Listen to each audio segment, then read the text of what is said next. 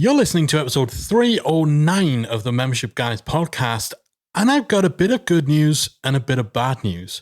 The good news is it's my birthday. That's right, this episode is going out on my birthday. How awesome is that? I think it's possibly the first time it's ever happened. This is great. But the bad news is, well, bad news for you guys, I never work on my birthday. I've made it to 38 without ever working on my birthday. And as much as I love you guys, as much as I love the show, I'm not quite sure I want to break that pattern. So I'm sorry, guys. I'm going to have to take the day off.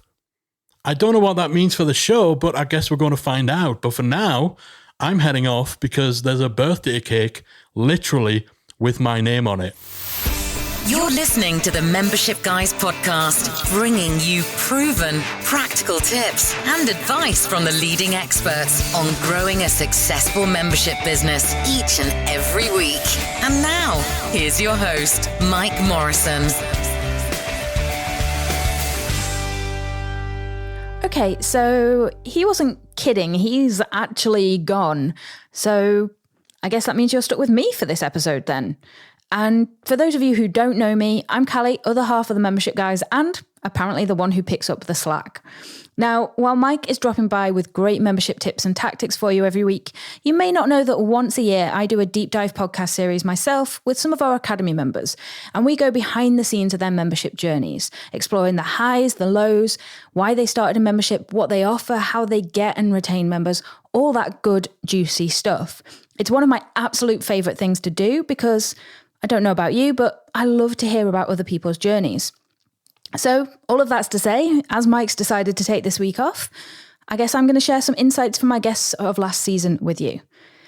And as we're all aware, the last year has been a lot. For many of us, we've been stuck in one lockdown or another. I don't think I've left the house since March, and the pandemic has affected us all to some extent. But for many, a membership site is the thing that has actually helped them to weather this period. Like Karen, who had to close down her brick and mortar dog training business at the start of the pandemic and launched a membership instead. So I started building the membership early on this year, so January or so, and I wasn't sure why I was building it. I just sort of felt some kind of a need, and by March, I realized what that need was, and it was good old COVID. And I was really lucky in that I could really pivot quickly and move my brick and mortar students into the membership quickly and also launch to a greater population. Awesome. So you'd already started building the membership, but then the, you know what, hit the fan and you kind of were already in that good position to be able to launch this quite quickly. Exactly. And I'd been doing online courses for 2 years already. So it wasn't super, super new to me, but the membership side of things definitely was. So I'd love to know then, making that shift from the more brick and mortar based to the membership. Now, obviously, a lot of that was kind of instigated by events and things closing down or in-person work closing down. But did you find that you had any pushback from your audience on doing that? Or were they actually quite appreciative of the fact that they could now do this online experience instead? I was honestly blown away at how much support I was getting from my students. I do have the best students, and I've known that for more than 10 years, but this was really overwhelming, and the support that I received was incredible. I think I only had about 5 requests for refunds, and they were, for the most part, very understanding in the sense that they were willing to wait until later in the summer until we figured out what was really happening. So that was refunds for your in-person services? Exactly. Okay. And so did you, with your in-person clients, did you grandfather them into the membership, or was that a separate offer to them? So I grandfathered them in. I calculated what they had remaining as a credit, and then I put that towards this membership. So they would get 3 months free or a month free or 6 or 12 months free, depending on how much they had in there. Or I would just make the adjustments based on what their needs were. If they needed more private training, then I would just adjust that to say, okay, you've got 3 months in the membership and you've got 2 live calls with me that we can work through your specific challenges. And I love that while Karen was already in the process of thinking about a membership site, the closure of her in-person business at the start of the pandemic really fired her up and got her to launch quickly, essentially saving her livelihood. And it's been so successful that she might not ever reopen her brick and mortar business at all now. And while Karen took action and launched during the pandemic, we also saw established membership site owners make changes and pivots in order to better serve their audience during this time. Like Katie, who quickly changed her content strategy and reduced her price to actually better help teachers who were being forced online for the first time due to the pandemic. It's interesting you mentioned that business has been going well during the pandemic because, as you said, I completely understand the feeling of guilt from it, but at the same time, you're offering something that people need right now. So Absolutely. It's great that you actually have that to help people. And when you say that it's been going well, is that because more music teachers in particular are having to find ways to work online now and therefore that need for that tech support is greater? Yes, huge need. It was literally within a couple of weeks back in February and March where just suddenly all of the schools around the world just switched to online. For all teachers around the world, no matter what subject area, it's really hard.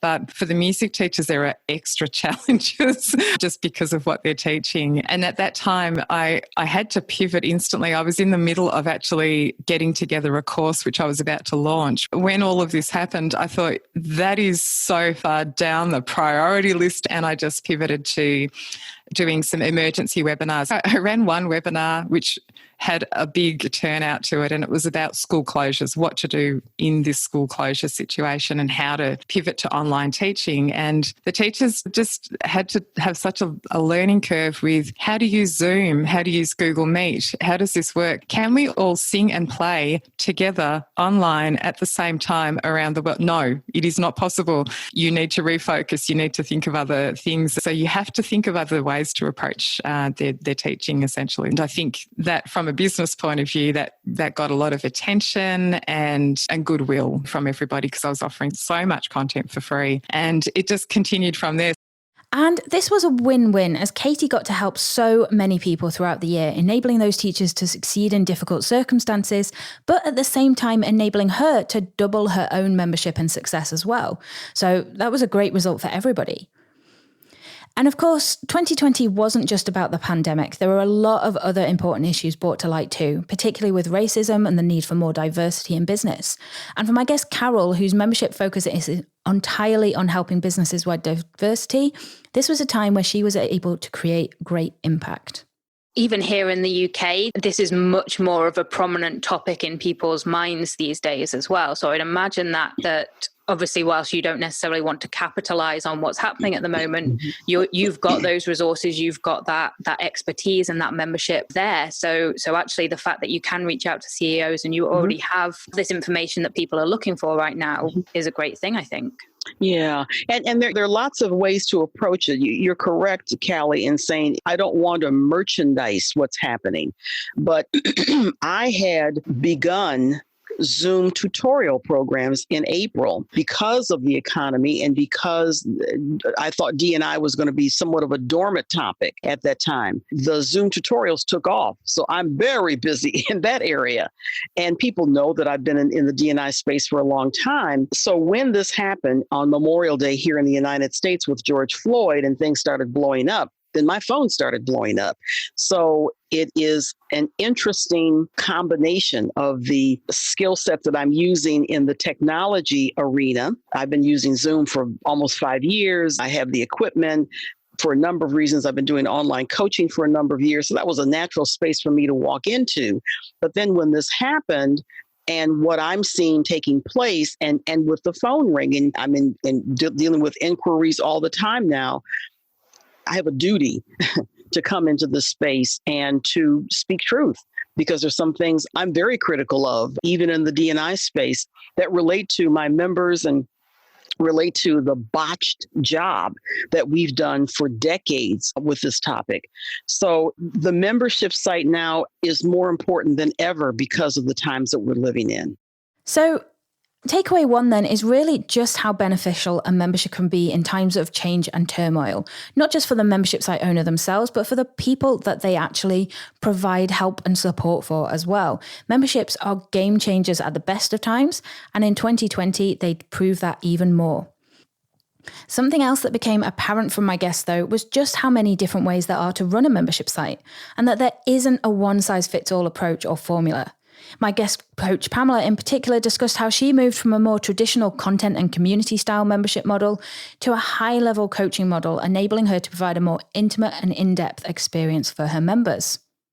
I don't want to say I hate content creation, but I do hate content creation. I feel like I'm a slave to trying to create content. And so after a few months of that, I just realized I didn't want to create content like that because I just felt like I was on a treadmill. And so what I would do for the members is, because I didn't want to create content, I would just coach them. I would just offer out like a half an hour coaching just to get out of content creation.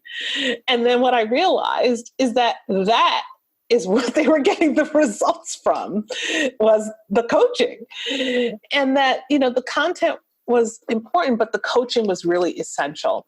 So I took a step back and I closed down the membership for at least 6 months to rethink and to get my mindset, I would say, out of that, what I thought a membership should be, like kind of like, oh, this is what everybody else is doing, to say, what makes sense for me and my business? What makes sense for my clients to have the results that I'm looking for? And that means that I need to put coaching front and center, because the whole point of my creating this membership is because they can't coach with me one-on-one. I know that. So I got to build this in a way that offers coaching, but not just a little bit of coaching. Meanwhile, Felicia Lowe is running her membership site alongside a successful product business and shop. So is the plan for it to always run alongside the physical business? So you run the two in parallel, or have you ever considered just focusing only on the membership? It sounds like the former, that you want to continue with both. I think that they work very well together. And so when I started working on building the school, it was really, really important for me to focus like 100% of my attention on building the school so I could just get it up and running. But the more and more I see the two of them together, I see where they overlap. I see where they're symbiotic. I see where they feed each other. So, somebody who's coming to us at Sweet Georgia and buying yarn, they have questions very specifically about, well, I don't know what to make with this yarn. I don't know what to do with it. Or if I love this yarn, but I want to make a sweater, but I don't have a pattern. How do I make it to my measurements? How do I make it fit me? So there's a lot of education that we can provide to someone in that way. And so I see more and more like course content that would help customers of Sweet Georgia, but at the same time, develop some of those customers into people who are fiber curious, people who are interested in, oh, what can I do with this yarn if I weave with it? What can I do with this yarn if I use it for a tapestry? What can I, do with all of these other things? And sort of helping them broaden their perspective of what fiber is and what it could be. I feel like my job is to be the tour guide, to show people, hey, there's this cool thing over here. Have you seen this? Like, you could do this. And to just kind of open people up to the possibilities of things beyond just knitting with it. And I love that Felicia's actually tried different types of memberships throughout the years, including a subscription box, before she landed on her current formula, which is working really well for her. And we also have Steve, who's taken the approach of only offering a high-ticket annual membership that launches for just 5 days a year. Because of the types of transformations that we're working on, a short-term membership isn't going to work for people. It's really designed around helping people get results. And if somebody's only going to join for 2 or 3 months, I can't help them get serious results. It takes a long time to go through major life transitions. If you see people like who joined 3 years ago and where they are today, they've gone through so many changes. Their life can be radically different. They may be living in a different city or country. They may have a totally different career path, a different relationship life. So we work on some really big, deep transformations, and that's the kind of work that gives me a lot of joy. But it takes time for people to build the courage to make those types of changes. So I deliberately did it as a 1-year minimum membership because I wanted to discourage dabblers from joining. I thought it would just be much more fun and interesting and engaging for me too, just to work with the people they're seriously dedicated. Like, they're in this for the long game. And really, I tell people, think of it as like a 5-year commitment.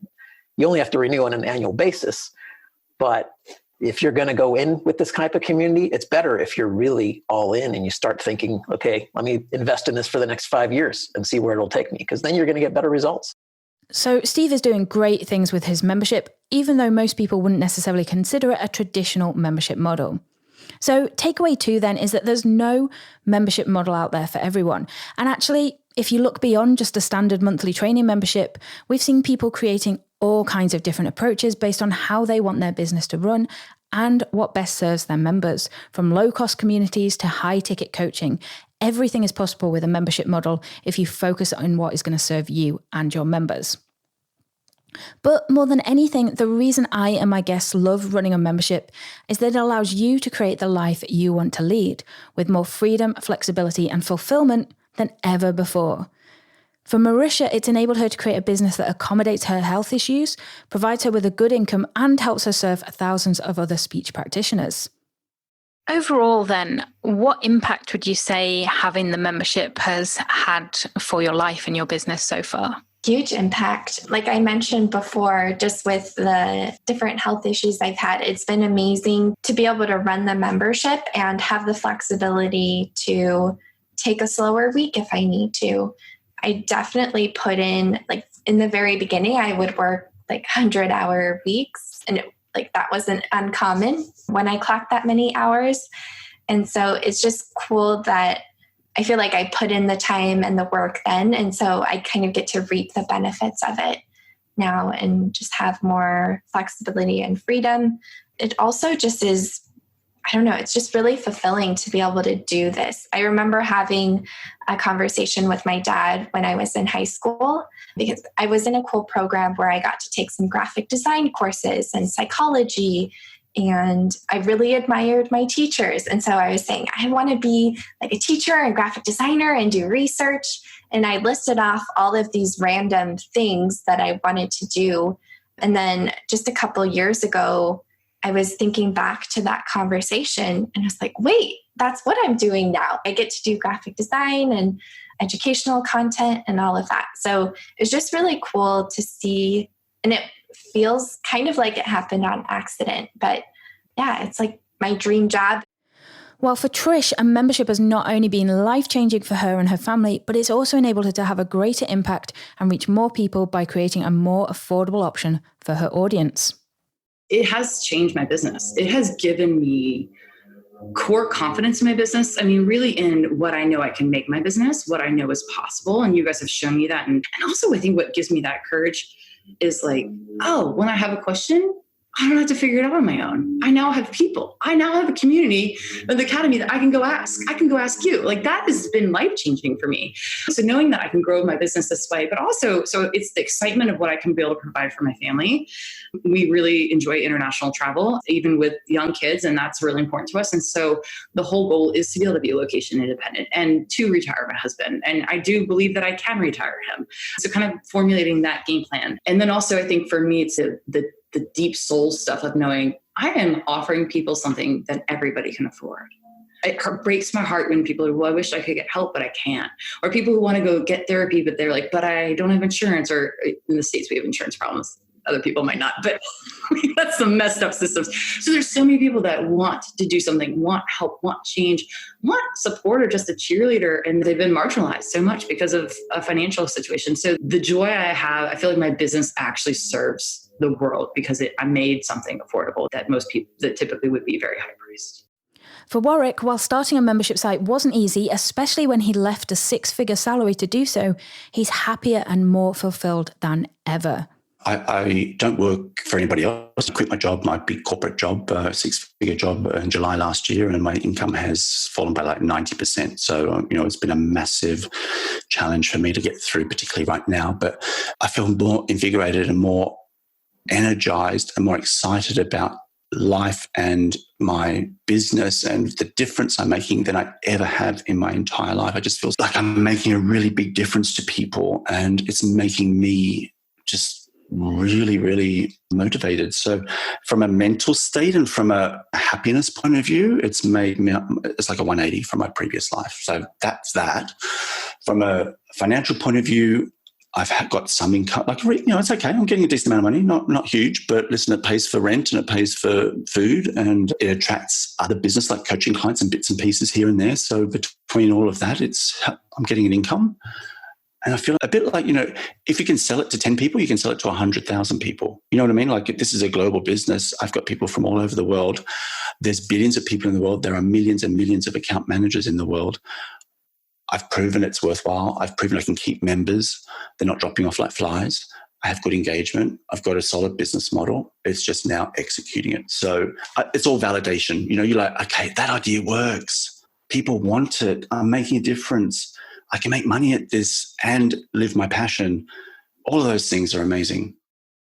And for John, he not only has huge goals for his own membership, wanting to hit 100K per month in revenue, but he's already thinking about how once he hits that goal, he can give back in the future as well and help underprivileged communities with his membership site. The goal that I've always had in mind is to reach that 100,000 recurring revenue.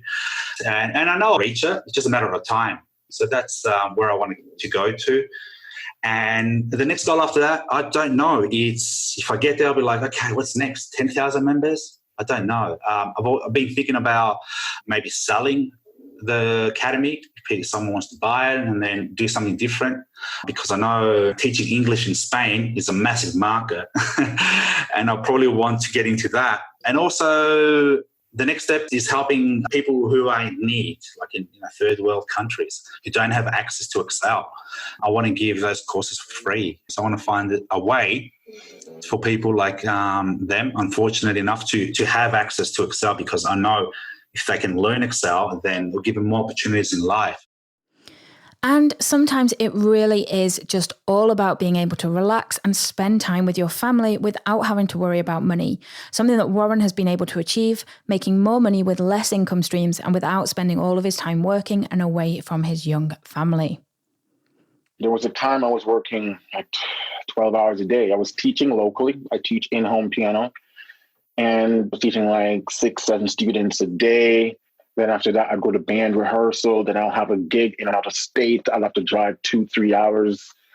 It was very hassling. I had 4 different revenue streams, but it was all trading time for money.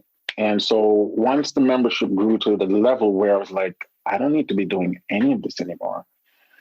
So once I quit that, I realized just how much more time I have in the day. So now I probably work 5 hours a day and just spend the rest of the day hanging out with my son or my wife, watching TV, going for walks, hikes. And so I've regained a lot more time in terms of my life.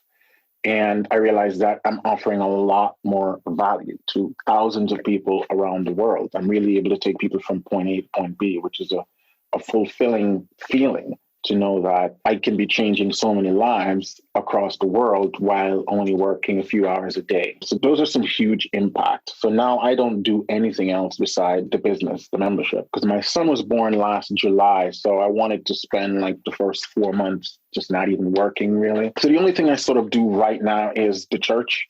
I'm still the music director there, which is a paid position, but that's also because being a membership site owner about gospel music, being in a church and still functioning in that capacity as music director makes more sense because it definitely builds authority there. And so that's just sort of the only 2 things I do now alongside the membership.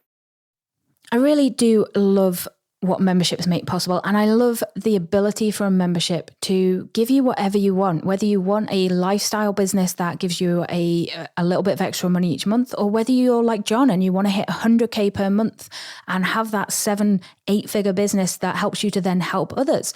There's no right or wrong when it comes to a membership site. It is all about what is best for you.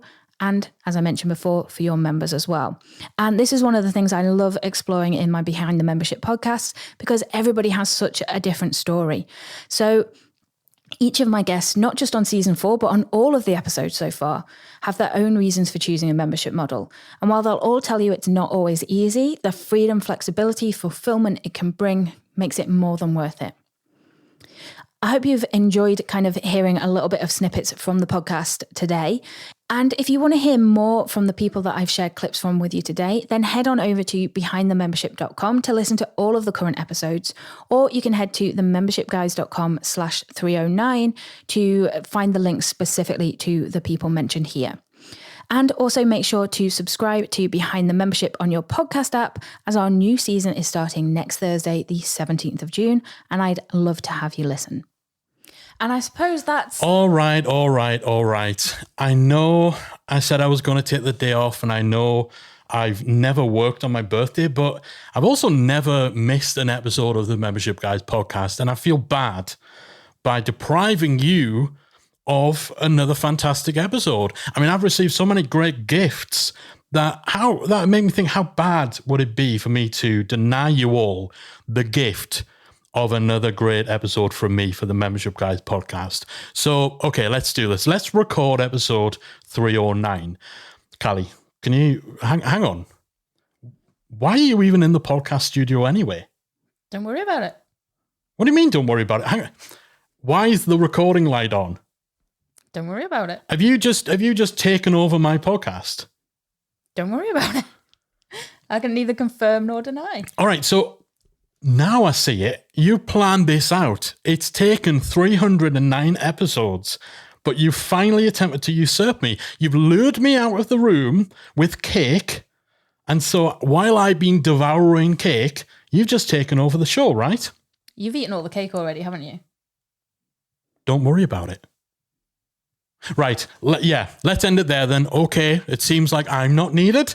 It seems like episode 309 is in the can. So let's wrap things up there. It's my show now. Oh, yeah, you get your own podcast. Actually, no, the last time I told you to do that, you did, and everyone liked it more than mine. When's the next season of that out, by the way? Thursday, 17th of June. Next Thursday, guys. All right, I suppose you should listen to that too. That is it from us for this week. We're going to have a serious conversation. I'll be back again next week as normal service resumes with another installment of the Membership Guys podcast. If you enjoyed this week's episode of the Membership Guys podcast, we invite you to check out membershipacademy.com. The Membership Academy is the essential resource for anyone at any stage of starting, growing, and running a membership website.